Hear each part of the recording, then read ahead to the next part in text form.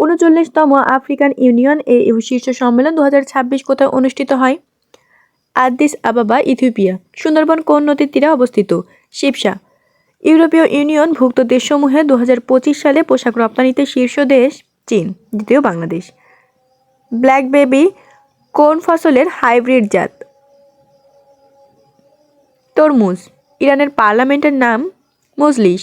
জলবায়ু পরিবর্তন সংক্রান্ত কাঠামো সনদ ইউএনএফসিসিসি গৃহীত হয় কত সালে? 1992 সালে।